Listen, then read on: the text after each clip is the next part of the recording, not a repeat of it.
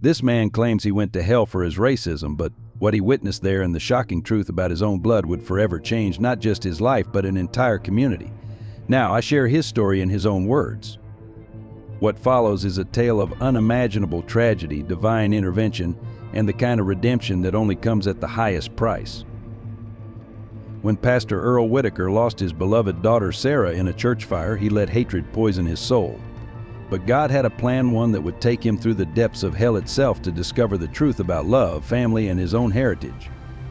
Through supernatural encounters with both demons and angels, including one disguised as his quiet neighbor Samuel, Earl would face the darkest parts of himself before finding the light. This is more than just a story of a racist redemption.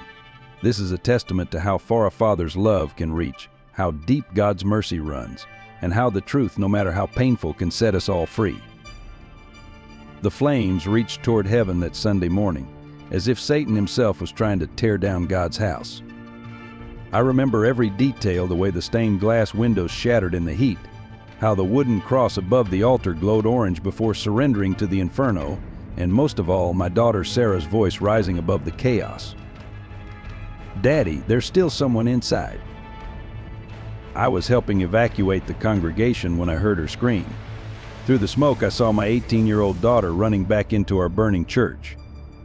My heart stopped when I realized why little Marcus, one of the few black children who had started attending our services, was trapped inside. "Sarah," no, the words tore from my throat, but she was already gone, swallowed by the thick black smoke pouring from the doorway. I tried to follow, but strong hands held me back. Someone, maybe Brother Thomas or Deacon Wilson, was saying it was too dangerous. I fought against their grip, watching helplessly as my baby girl disappeared into the inferno. The next 3 minutes were an eternity. I heard wood cracking, glass breaking, and the roar of the flames growing louder. Then came a sound I'll never forget, a high-pitched scream that cut through everything else, followed by the terrible crash of the roof collapsing. Sarah, I broke free and ran toward the church, but it was too late. The entire building was engulfed, flames shooting 50 feet into the air. As I stood there, my world crumbling like the charred timbers of my church, I heard whispers behind me. It was them, those people. They did this.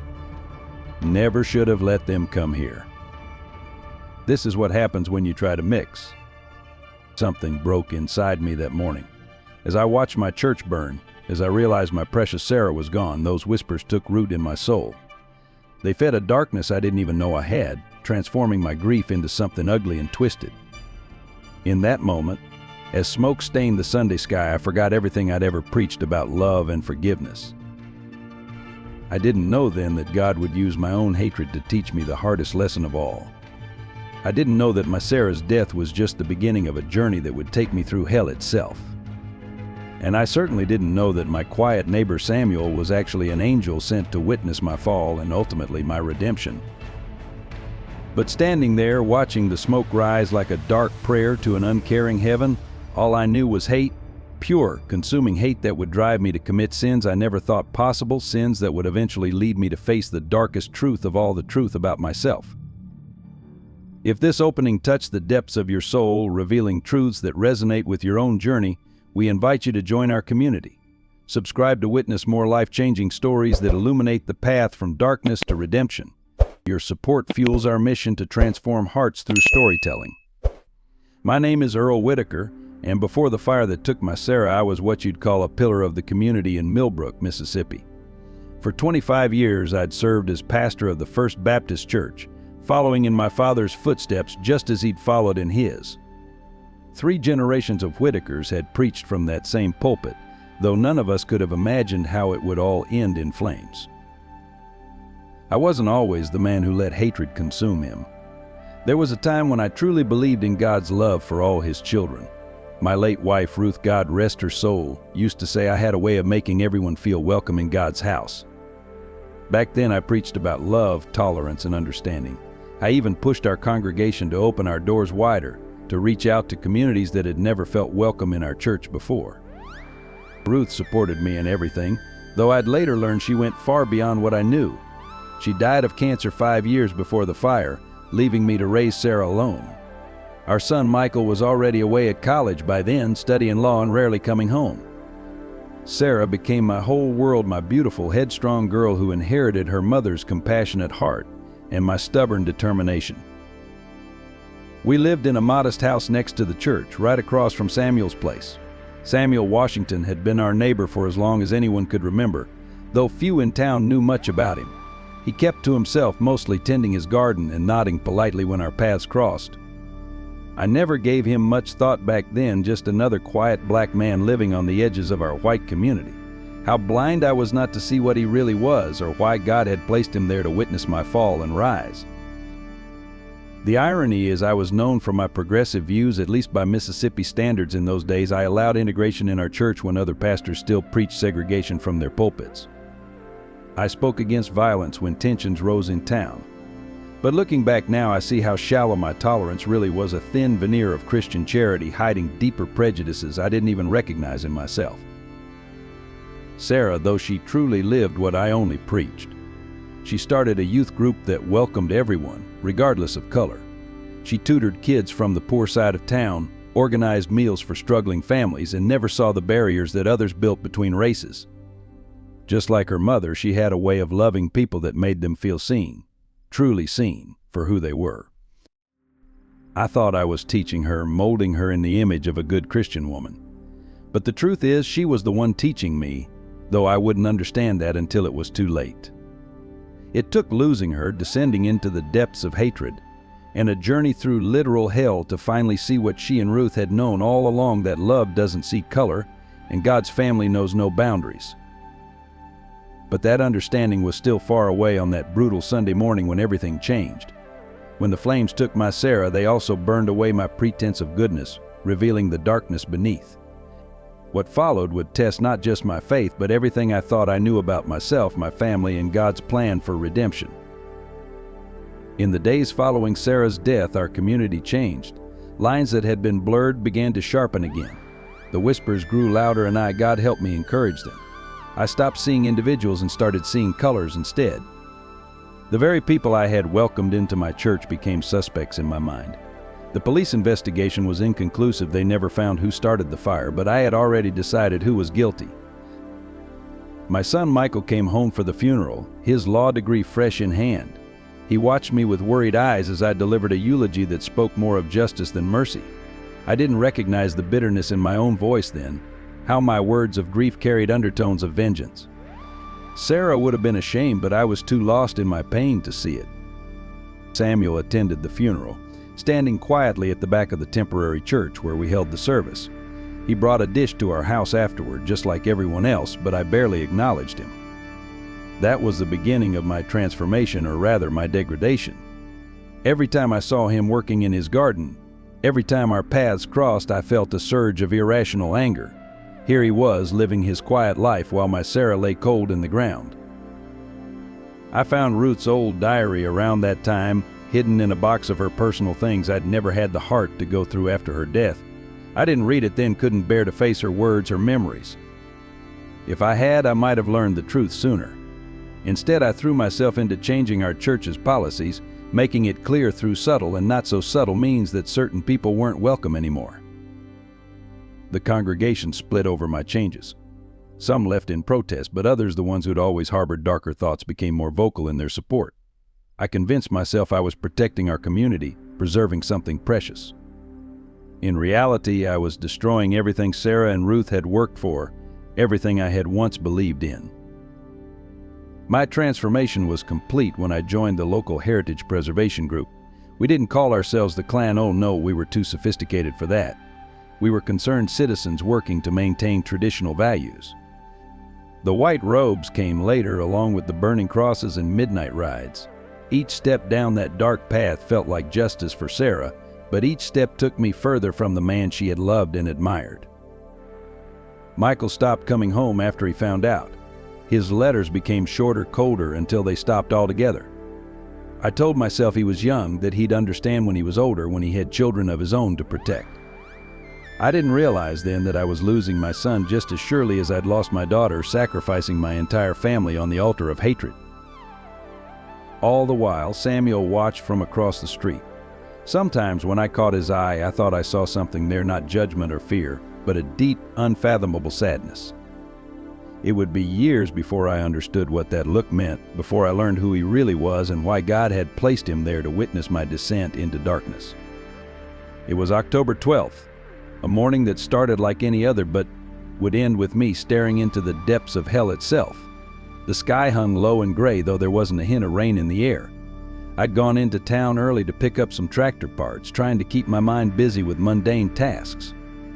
These days, keeping busy was the only way to quiet the voices in my head: Sarah's voice, Ruth's voice, the echoing emptiness where my faith used to be. The dashboard radio played an old country song, something about redemption and second chances. I remember snorting at the lyrics, thinking how naive they sounded.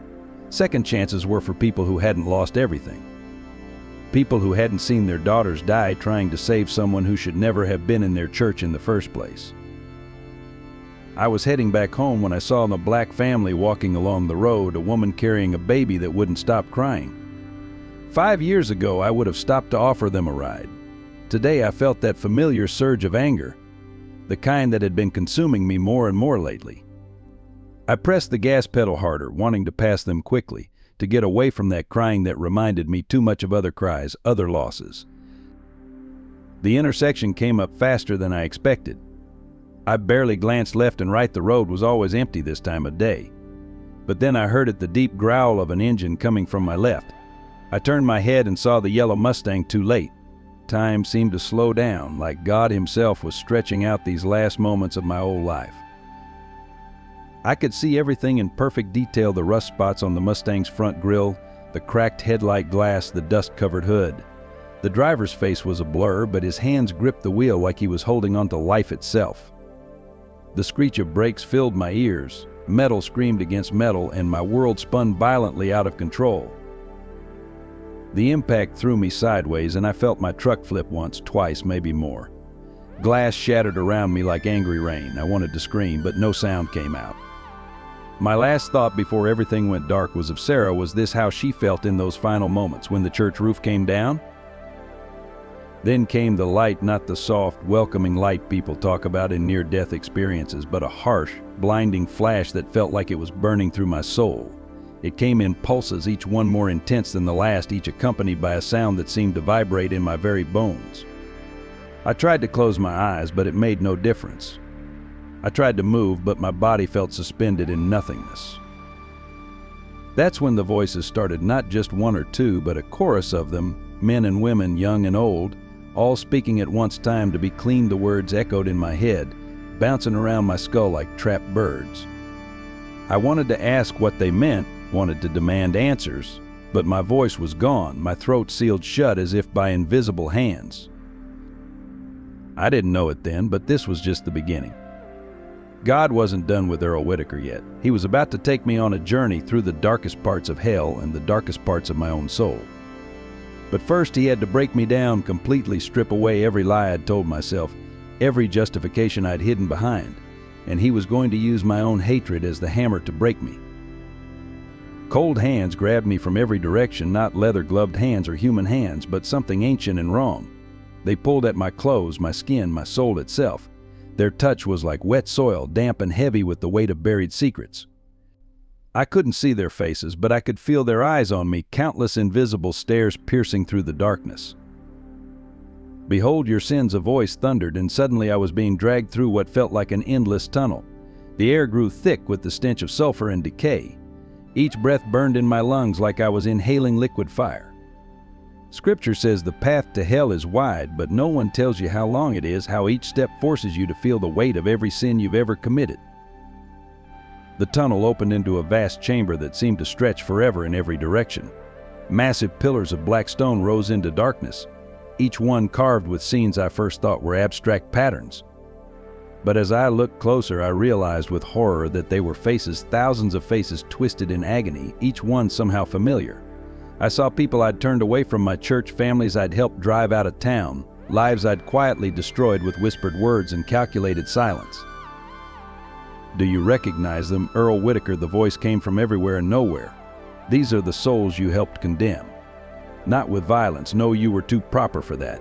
You condemned them with your silence, your indifference, your quiet support of evil while claiming to serve God." A figure emerged from the shadows, a black woman carrying a crying baby. With a jolt, I recognized her from the road earlier that day, the one I'd passed without a second thought. But here, in this place, her face transformed into something else, something divine and terrible. Her eyes held the weight of centuries of suffering. "I was hungry, and you did not feed me," she said, her voice carrying the echo of a more ancient voice. "I was thirsty, and you gave me nothing to drink. I was a stranger, and you did not welcome me." The words of Christ himself turned into an accusation that cut straight to my soul. The baby in her arms stopped crying and looked at me with eyes that were old, impossibly old. Every time you turned away, the woman continued. Every time you chose hatred over love, you turned away from him. She pointed upward, and for a moment the darkness above parted to show a cross, brilliant and terrible in its simplicity. Then came the most horrifying sight of all. My own reflection appeared in the polished black stone walls. But it wasn't my face I saw. Instead, I saw every hateful thought, every racist action, every moment of prejudice played out across my features like a twisted film. I saw myself becoming the very thing I had once preached against. "Please," I tried to say, but the words caught in my throat. I never meant. I was just protecting your community. The woman's voice grew harder. "Preserving your way of life? Tell me, Pastor Whitaker, what would Sarah think of the man you've become?" The mention of my daughter's name broke something in me. I fell to my knees, the rough stone floor tearing at my skin. But the physical pain was nothing compared to the agony in my soul. I wanted to defend myself, to explain about the fire, about losing Sarah, about how it had all made sense at the time. But here, stripped of all pretense, I could finally see the truth of what I'd become. The chamber suddenly erupted in flames, but these weren't the destructive fires that had taken my Sarah. These flames illuminated rather than destroyed, forcing me to see what I had been blind to for so long. There, in the center of the inferno, stood a figure I instantly recognized, Adolf Hitler himself, but not as history portrays him. Here, stripped of his earthly power, he appeared small, pathetic, his eyes burning with an eternal, consuming hatred. "Welcome, Brother Whitaker," he said, his voice carrying a terrible warmth. "We've been expecting you. You've done such wonderful work for our cause." He gestured around us, and I saw shadows taking form, men in white hoods, their robes now stained with the darkness of their souls. Among them, I recognized faces from our heritage preservation meetings, including some of my own church elders. "No," I whispered, struggling to stand. "I'm not like you. I never killed anyone. I never." "Didn't you?" Hitler's voice turned sharp. "Every time you turned someone away from your church, every time you supported those who spread hatred, every time you chose silence over justice, you killed something precious. You killed hope. You killed faith. You killed the very love that your Christ commanded you to share." As if summoned by his words, a new figure appeared, a young black man being dragged by two monstrous creatures. My heart stopped when I recognized him, Marcus, the boy Sarah had died trying to save. But he wasn't a boy anymore. He was the man he would have become if he had lived. "Tell me," Pastor Hitler smiled, a terrible knowing smile, which is worse, to kill the body or to kill the soul, to murder with weapons or to murder with words and silence and the quiet approval of evil. Before I could answer, a beam of light cut through the darkness, and there stood Ruth, my beloved wife, holding her diary. She opened it and began to read. "Today I helped another family escape. Earl doesn't know, can never know. He means well, but he doesn't understand yet. I pray someday he will see that love knows no color." The words hit me like physical blows. Ruth, my own wife, had been secretly helping the very people I had grown to hate. She had seen the truth while I remained blind. The diary in her hands began to glow, each page illuminating years of her secret ministry, her quiet defiance of the hatred I would later embrace. "You see," Earl Hitler said, almost gently, "you had the truth right beside you all along. In your wife's love, in your daughter's sacrifice, in the quiet witness of your neighbor Samuel. But you chose to listen to us instead." He gestured to the hooded figures around him, who began to chant in voices that sounded like grinding gravel. Then came the most devastating revelation of all. From the shadows emerged Sarah, my beautiful Sarah, but not as she was in life. Here she appeared as she had in those final moments, clothes singed, face streaked with soot, eyes filled with a mix of determination and disappointment.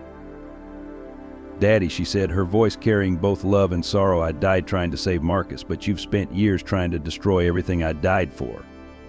How many other children have suffered because you let your grief turn to hate? I fell to my knees again, but this time in complete surrender. The weight of my sins, fully revealed at last, crushed me to the ground. I could feel the heat of the flames, hear the chanting of the damned, but most of all, I felt the piercing disappointment in my daughter's eyes. "It's not too late," Earl Sarah's voice softened. "But to find redemption, you must first face every sin, feel every pain you've caused, understand every life you've helped destroy. Are you ready for that?" "Yes," I whispered, tears streaming down my face. "Yes, Sarah, show me everything. I need to see it all." What followed was a parade of memories, each one more devastating than the last.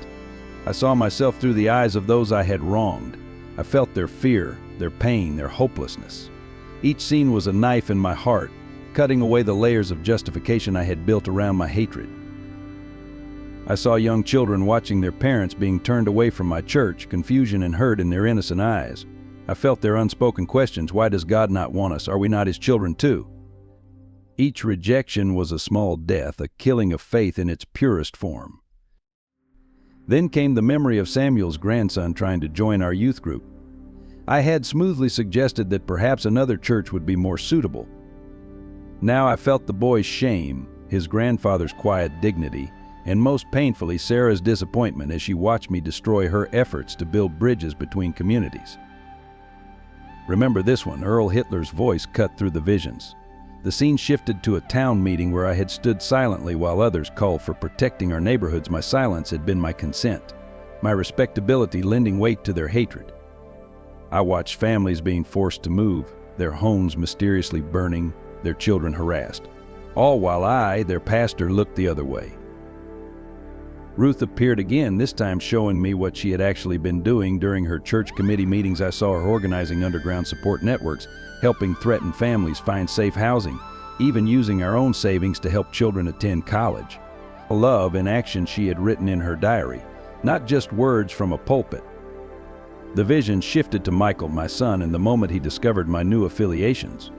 I felt his heart break as he realized his father, the man who had taught him about God's love, had become what he had once preached against. I witnessed him burning his childhood Bible, renouncing not just me but his faith entirely. "Still think you never killed anyone?" Pastor Hitler's smile was cruel. "How many souls have died because of men like you? Men who use respectability to mask hatred, who twist scripture to justify evil." But it was the next vision that truly broke me. I saw Sarah in heaven watching everything I had done since her death. I felt her pain as she witnessed her father, the man she had loved and admired, turning her sacrifice into an excuse for hatred. The tears on her face were not for her death, but for my living betrayal of everything she had died believing in. Enough, I screamed, but the visions continued mercilessly. Every Sunday sermon where I had subtly preached division instead of unity, every handshake withheld, every time I had seen injustice and walked by on the other side like the priest in the parable of the Good Samaritan. Then suddenly everything stopped. The chamber fell silent. Hitler and his hooded followers faded into shadows. Only Sarah remained, looking at me with eyes that held both judgment and hope. "Now you see, Daddy," she said softly, "but seeing isn't enough. What will you do with this knowledge?" Before I could answer, a new voice spoke, deep, authoritative, yet filled with infinite compassion. "Earl Whitaker," it said, "you have used my name to spread hatred. You have twisted my words to justify evil. But even now, even here, my grace is sufficient for you. If..." The voice paused, and in that pause I felt the weight of divine judgment and divine mercy hanging in perfect balance. "If," the voice continued, "you are willing to bear your own cross." The cross materialized before me, not the polished wooden symbol I had hung in my church, but a rough-hewn instrument of torture. Its shadow fell over me like judgment, and I understood this was to be my path to redemption. "Your cross," Sarah's voice explained gently, "is to feel every pain you've inflicted, to walk in every step of those you've wronged. Only then can you understand the true weight of Christ's command to love one another." The first memory slammed into me with physical force. I was 10 years old, playing with my shiny new metal truck, while Samuel's grandfather, also named Samuel, watched his son play with a wooden toy in the dust. I felt the shame of poverty, the sting of inequality, the quiet dignity of a father who couldn't give his child what other children had.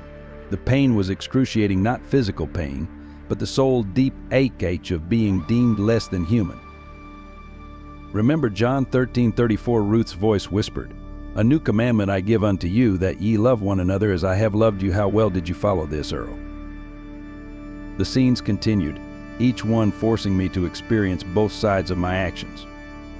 I felt the humiliation of being forced to use the back door of my own church, the fear of walking home alone knowing that hooded figures might emerge from the darkness, the helpless rage of watching your children being taught they were somehow less in God's eyes.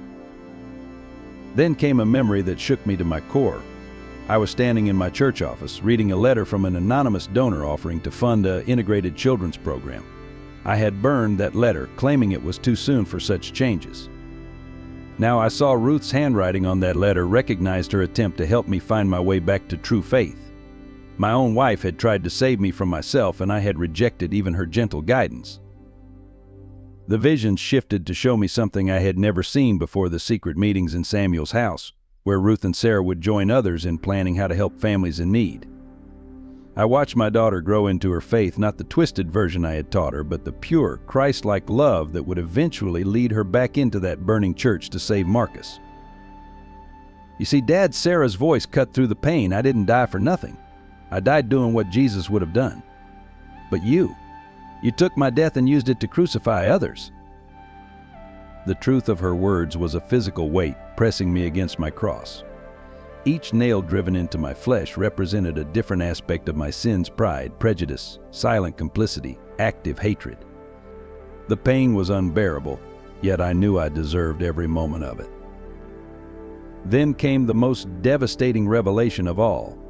Through a series of interconnected memories, I watched as Samuel, my quiet neighbor who I had scorned for so many years, secretly helped Michael during his college years when I had cut him off. My own son had found more Christian love from the man I despised than from his own father. "Greater love hath no man than this," the divine voice quoted, "that a man lay down his life for his friends." The words took on new meaning as I watched Sarah's final moments again, but this time through Marcus's eyes. I felt his terror, his gratitude, and his devastating guilt as he watched my daughter sacrifice herself for him. The cross's weight became almost unbearable as each new memory added to my burden. I saw every dismissive glance, every subtle slight, every moment of chosen ignorance. Worse, I saw how my actions had influenced others, how my respectability had given cover to more overt hatred, how my silence had been interpreted as approval. "Now you understand." Ruth's voice said softly, "Why I couldn't tell you about my work. You chose comfort over courage, tradition over truth, hatred over love. But Earl, my darling, even now there's hope. Remember Matthew 11:28, 'Come unto me, all ye that labor and are heavy laden, and I will give you rest.'" Through tears of pain and revelation, I watched as a new series of visions unfolded, not of the past, but of what might have been. I saw my church as it could have been, filled with faces of every color, children of all races playing together, a true reflection of God's kingdom. I saw Sarah alive, teaching in a classroom where every child felt valued and loved. I saw Michael standing proud in a courtroom, fighting for justice instead of turning his back on faith entirely. "Your choices rippled far beyond what you could see," said a new voice. I turned as much as the cross would allow to see the black woman with the crying baby again. But this time her appearance shifted, and I realized with stunning clarity that I was looking at Mary, the mother of Christ himself. Every soul you turned away from God's love created waves of pain through generations. She gestured, and I saw the children of those I'd rejected growing up without faith, believing that God himself had turned his back on them. I saw their children and their children's children, each carrying the wound of rejection I had helped inflict. The weight of these generational sins pressed the cross's rough wood deeper into my flesh. "But even now," Mary continued, her eyes filled with a mother's understanding, "there is purpose in your pain. Your story isn't finished, Earl Whitaker. Look." The scene shifted to Samuel's house, not in the past, but in what looked like the present.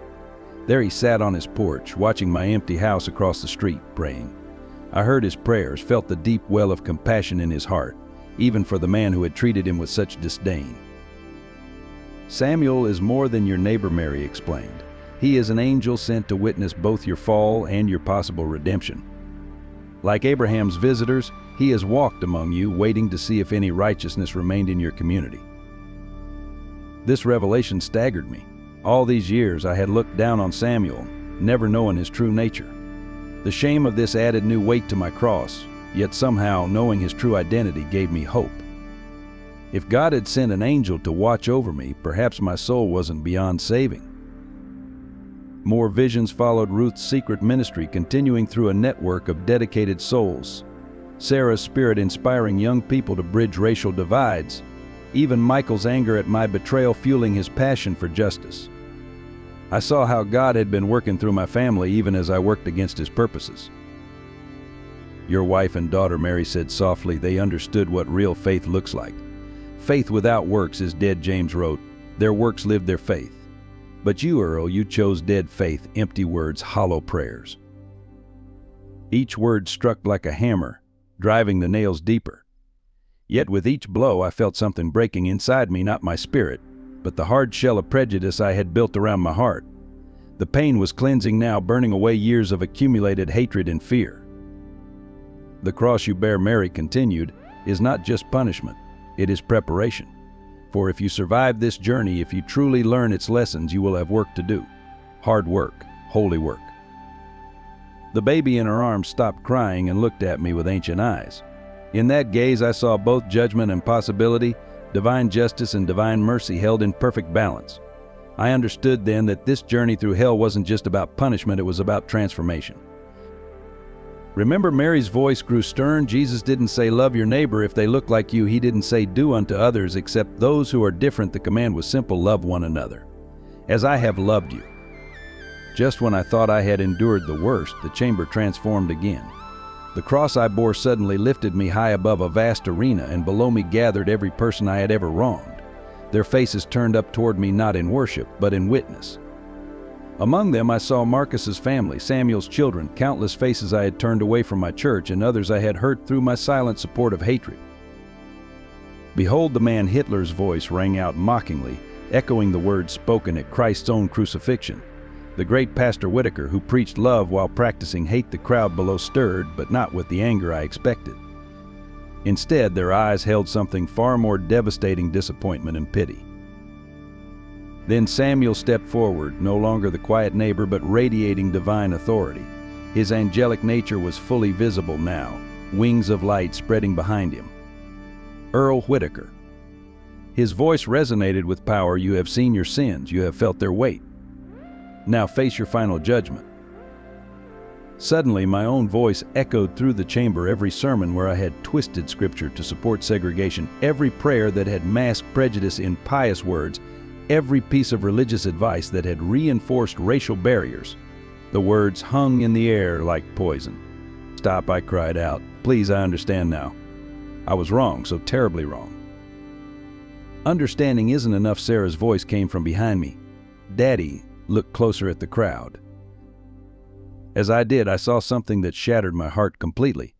Mixed among the faces were white people, members of my congregation who had followed my example, adopted my prejudices, used my religious authority to justify their own hatred. I had not only hurt those I rejected, I had corrupted those I led. Every soul led astray. Samuel declared, every child taught to hate, every heart hardened against God's love you share in their sins. For as it is written, it would be better for them to be thrown into the sea with a millstone tied around their neck than to cause one of these little ones to stumble. The cross began to burn. Not with physical fire, but with divine truth. Each flame revealed another layer of my corruption, pride disguised as piety, fear masked as tradition, hatred hidden behind respectability.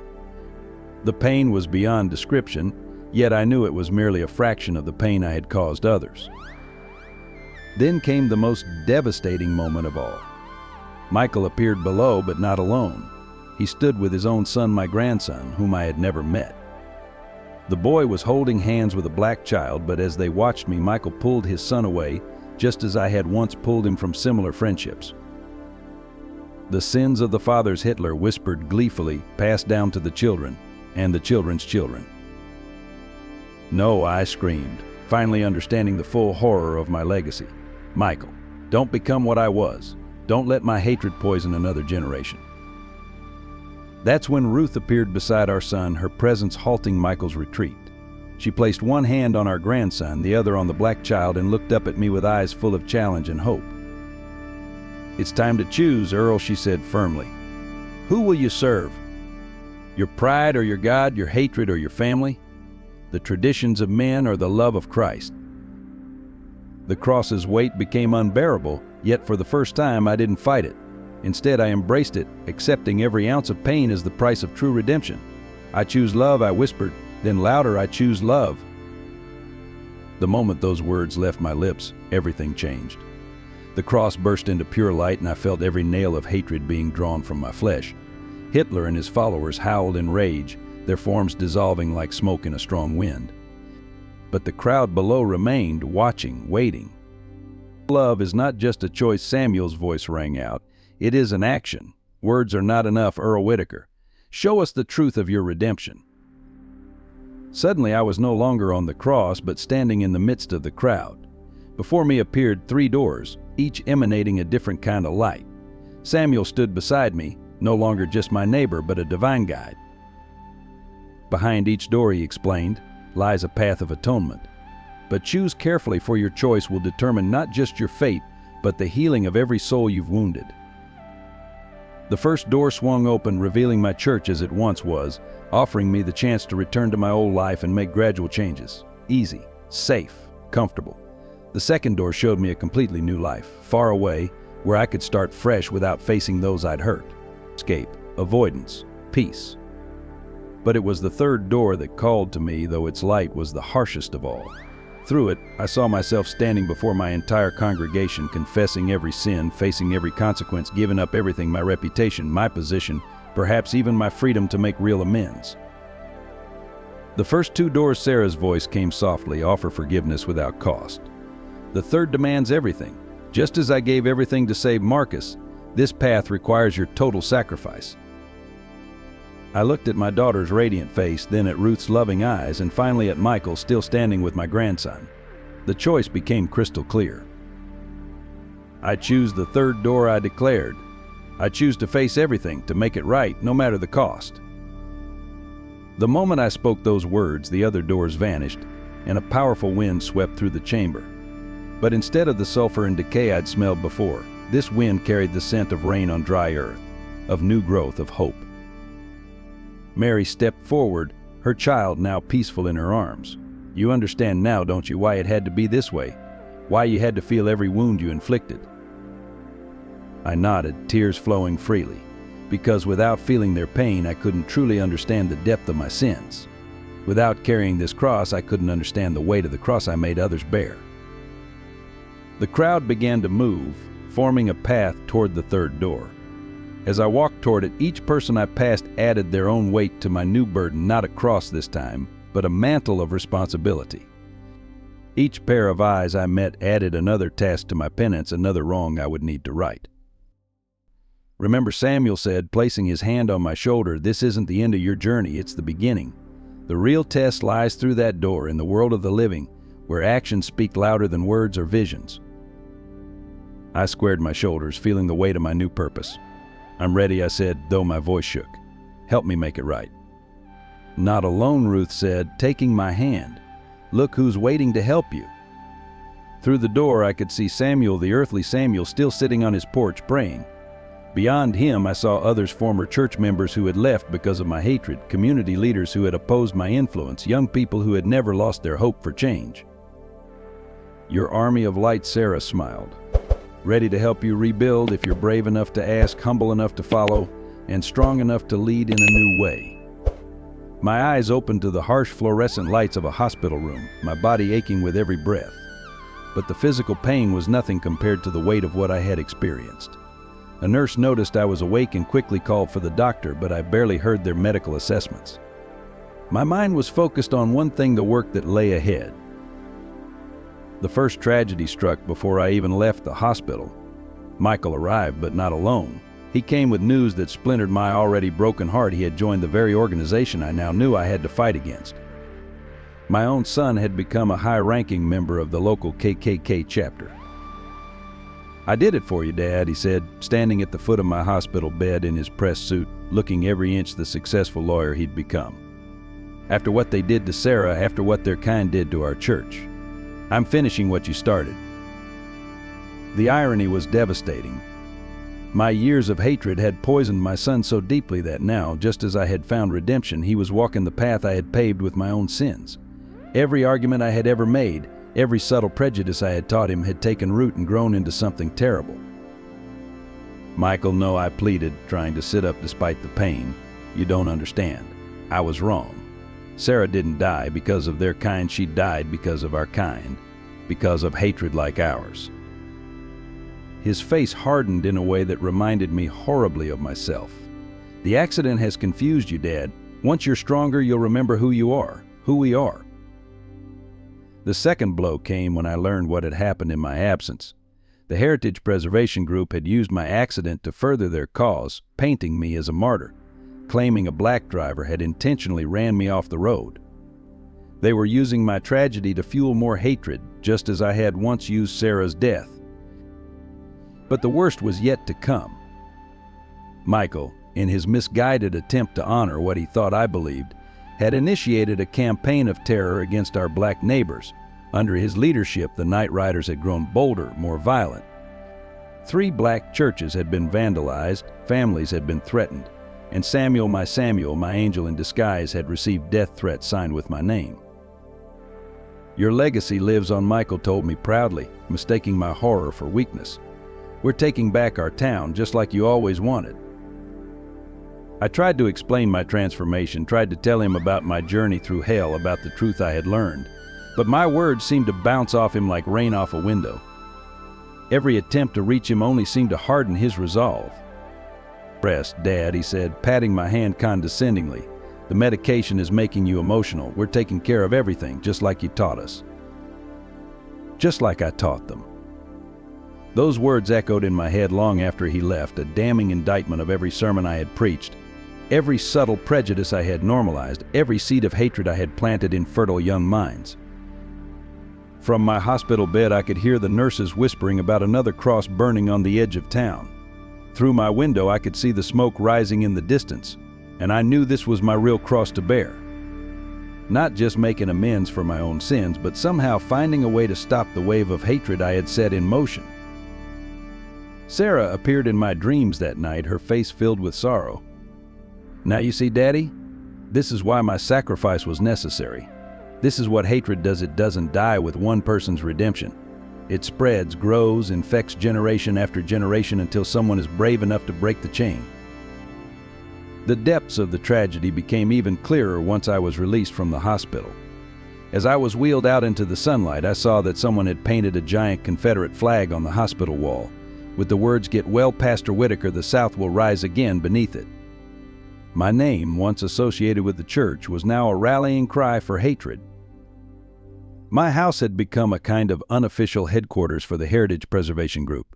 Cars filled my driveway daily, men in suits discussing community protection in my living room.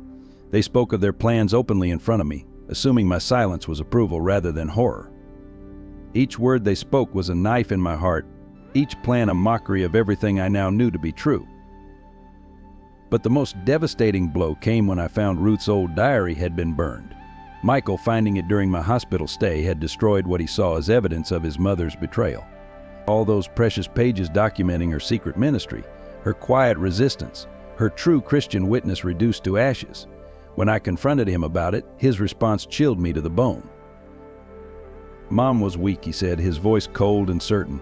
"She let them manipulate her with their sob stories. But you taught me better, Dad. You taught me to be strong, to protect what's ours." I wanted to scream that he had it all wrong, that Ruth had been the strong one, that her love had been more powerful than our hate. But looking at my son's face, I saw my own former conviction mirrored back at me. He believed in his hatred just as completely as I once had in mine. The next Sunday, Michael insisted on taking me to church, not my old church, which still lay in ruins, but a new one that had sprung up on the outskirts of town. There, I sat in horror as the preacher twisted scripture to justify separation and supremacy, using the same verses I had once used, making the same arguments I had once made. After the service, I overheard two women talking about Samuel's grandson, how the boy had been forced to leave his college after receiving threats. "Good riddance," one woman said, and the other nodded in agreement. These were women I had taught in Sunday school, women who had once brought casseroles to the sick and sung in the choir. That night I tried to pray but found myself choking on the words. How does one ask forgiveness for not just their own sins, but for the sins they've inspired others to commit? How does one make amends when their very name has become a symbol of the hatred they now despise? Samuel still sat on his porch across the street, but now he was openly shunned by the community. People would cross the street to avoid passing his house, and cars would sometimes drive by at night, their occupants shouting threats or throwing bottles. Each incident was a fresh wound, a new reminder of the poison I had helped spread. The final tragedy came when I discovered Michael had been teaching his son, my grandson, the same hateful ideology. I watched from my window as he pointed at Samuel's house, explaining to the boy why they couldn't talk to those people. The child nodded solemnly, absorbing the poison just as Michael had once absorbed it from me. In that moment, I understood the true horror of what I had done. It wasn't just about the lives I had personally touched, the people I had directly hurt. It was about the generational damage, the legacy of hatred that would continue long after I was gone, unless I found a way to stop it. The truth that would shatter everything came on a rain-soaked Tuesday evening. I was alone in my study, going through Ruth's remaining papers that Michael hadn't destroyed, when I found an old envelope tucked inside her Bible. Inside was a letter that would change everything, a DNA test result from 20 years ago, along with a handwritten note from Ruth that made my hands tremble. My dearest Earl.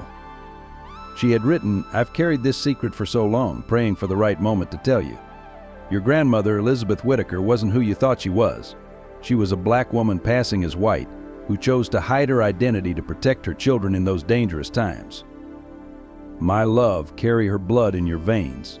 Our children carry it too. I discovered this while researching your family history for our wedding anniversary.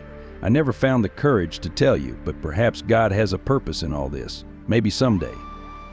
This truth will help you see that the lines we draw between races are nothing but shadows in God's eyes." The room spun around me as I read and reread the letter. Pictures of my grandmother flashed through my mind, her slightly darker complexion that she'd always blamed on Italian heritage, the way she'd avoided discussing her own parents, her strange reaction whenever race was mentioned. It all made sense now. With trembling hands, I pulled out our old family photo albums. Looking at my grandmother's pictures with new eyes, I saw what I'd been blind to before. The subtle features, the carefully styled hair, the way she'd worked to pass, in a society that would have destroyed her if they'd known the truth. A knock at the door startled me from my revelation. It was Samuel, standing in the rain, his face grave. "It's time you knew the whole truth, Earl," he said quietly. "Not just about your grandmother, but about everything." He came in, water dripping from his coat, and sat across from me. For the first time, I saw him not as my neighbor, not even as the angel from my vision, but as someone who had watched my family's story unfold across generations. "I knew your grandmother Elizabeth," he said, his voice soft but clear.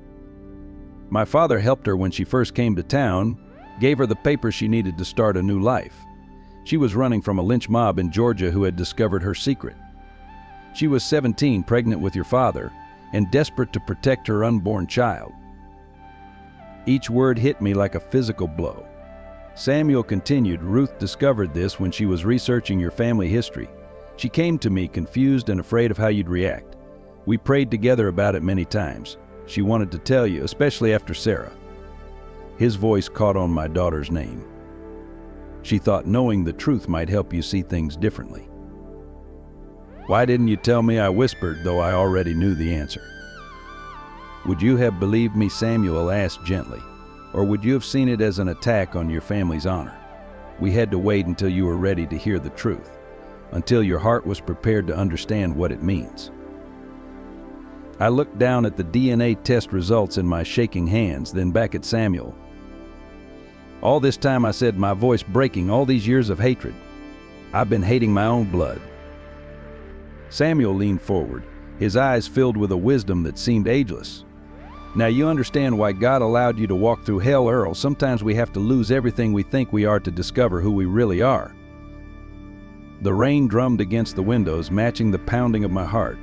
In that moment, every sermon I'd preached about racial purity, every argument I'd made for segregation, every justification I'd given for hatred became not just wrong, but a denial of my own flesh and blood. "But there's more," Samuel said, pulling out an old, weathered photograph from his coat pocket. "Your grandmother wasn't just any woman seeking refuge. She was my father's sister." The photograph showed two young people standing together, my grandmother Elizabeth and a young man who was unmistakably Samuel's father. They had the same eyes, the same gentle smile. The truth hit me with the force of divine revelation. Samuel wasn't just my neighbor, he was my cousin. All these years. "Ray," Samuel continued, his voice thick with emotion, "I've watched you, protected you, prayed for you, not just because God commanded me to, but because your family. When Sarah died, it broke my heart twice over. She was my kin too. Earl. That's why she had such a heart for bringing people together. She inherited your grandmother's spirit, even if she never knew it." The weight of this truth nearly crushed me. Not only had I embraced hatred against my own heritage, but I had rejected and despised my own family. Every cold look I'd given Samuel, every time I'd turned away from his greeting, every moment I'd spent supporting those who threatened him, I had been betraying my own blood. "Does Michael know?" I asked, though I dreaded the answer. Samuel shook his head sadly. Ruth wanted to tell him before she died, but she was afraid. She saw the hatred growing in him, saw how deeply he'd absorbed the poison of racism. She feared the truth would destroy him. Looking at the photograph again, I noticed something tucked into its corner, a small key. Samuel saw my questioning look and explained, "It opens a trunk in your grandmother's old attic. Elizabeth left papers, letters, photographs, the true history of both our families. She wanted them found when the time was right." With trembling hands, I took the key. All these years, I whispered, I thought I was protecting some kind of legacy. But the real legacy, the truth about our family, I was helping to destroy it. Samuel stood, placing a gentle hand on my shoulder. "God works in mysterious ways, cousin. Sometimes he has to break us completely before he can rebuild us into what he intended us to be. Your journey through hell wasn't just about facing your sins, it was about preparing you for this moment, this truth." As if to punctuate his words, a thunderclap shook the house. Through the window, I could see Michael's car pulling into the driveway. My son, my proud, hate-filled son, who thought he was protecting some pure white heritage, was about to face the truth that would shatter his entire worldview. "What do?" I asked Samuel, fear and hope warring in my heart. "You do what Elizabeth couldn't do," he replied. "You tell the truth no matter the cost. You break the cycle of lies and hatred that has poisoned our family for generations. And you trust that God's love is stronger than man's hatred, even the hatred we hold for ourselves." The front door opened and I heard Michael's footsteps in the hall. The moment of truth had arrived, and with it, the chance to finally be the father and the man I should have been all along. Michael's reaction to the truth was everything I had feared and more. He raged, denied, threatened, even tried to destroy the evidence. But in the end, faced with the undeniable proof in his grandmother's trunk, the letters, the photographs, the documented history of our family, something broke inside him just as it had broken inside me. I watched my son collapse into a chair, the weight of truth crushing his carefully constructed world of hatred and superiority. His hand shook as he held a photograph of Elizabeth, his grandmother, standing with her brother, Samuel's father, both of them young and full of hope before the world forced them to separate. "All this time," Michael whispered, "everything I've done, everything I've taught my son." Samuel, who had remained quietly present throughout Michael's initial fury, now stepped forward. "Your son doesn't have to carry this burden," he said gently. "We can break this chain right now." That weekend, we held a different kind of meeting in my house. The same living room that had hosted gatherings of hatred now witnessed a reunion of long-separated family. Samuel brought his children and grandchildren. Other members of our extended family who had lived for generations in the same town without knowing their connection to us came forward. My grandson, only 7 years old, played with his newfound cousins, completely unaware of the significance of their easy friendship. Watching him laugh with Samuel's grandchildren, I saw the future as it should have been all along, as it could still be. But the most powerful moment came when we decided to rebuild my church. Not as it had been, but as Sarah had envisioned it, a true house of God, open to all. The same men who had once followed my lead in hatred now followed my lead in redemption. Love your neighbor as yourself. I had preached these words countless times, but only now did I truly understand their meaning. My neighbor was my family. My enemy was my blood. The lines I had drawn between us and them had been nothing but shadows, as Ruth had written so long ago. On the day we dedicated the new church, I stood before the congregation, now a beautiful tapestry of faces of every shade, and told my story. I shared everything, my journey through hell, the truth about our family, and most importantly, the lesson that love is the only legacy worth passing on. Michael stood beside me, his son's hand in his, as we unveiled a stained glass window depicting Sarah. In the image, she runs into the flames to save Marcus, but now the scene is transformed into a symbol of sacrifice and redemption. Beneath it, we placed a plaque with words from Ruth's diary. In God's eyes, love knows no color. Samuel, my cousin, my neighbor, my angel, led the first prayer in our new sanctuary. As his voice rose in supplication, I saw tears on the faces of both black and white congregants. These weren't tears of sorrow or shame, but of healing, of hope, of walls finally crumbling after generations of standing. Today, our church hosts family reunions where long-separated branches of family trees come together to heal old wounds and build new bonds. We've established a scholarship in Sarah's name, helping young people of all backgrounds pursue their dreams. Michael has returned to law, but now he fights for civil rights, working to undo the very systems of oppression he once supported. As for me, I spend my days sharing my story with anyone who will listen. Not just the supernatural parts, though those certainly get attention, but the deeper truth about how hatred can poison a family's legacy and how love can restore it. Last Sunday, I watched my grandson walk down the aisle hand in hand with Samuel's granddaughter, both of them carrying flowers to place beneath Sarah's window. In their innocent friendship, I see the future she died believing in, the world Ruth silently worked for, the truth my grandmother Elizabeth sacrificed everything to protect. They say the greatest punishment is to truly see yourself.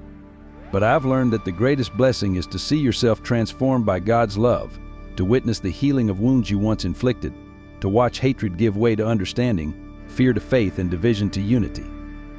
For in the end, there is only one race, the human race, one family, God's family, and one command that matters above all others: love one another as He has loved us. Thank you for watching this powerful story of redemption and transformation. If this story touched your heart or made you think differently about love, faith, and family, please share your thoughts in the comments below. What moment resonated with you the most? How has your own experience with prejudice and forgiveness shaped your life? Don't forget to subscribe to our channel for more inspiring stories that challenge our perspectives and open our hearts. Hit the like button if you believe in the power of love to overcome hatred, and share this video with friends and family who might need to hear this message of hope and redemption. Together we can spread understanding and break down the walls that divide us. Your support helps us continue bringing these important stories to light. Join our community of storytellers and truth seekers as we work to make this world a better place, one story at a time.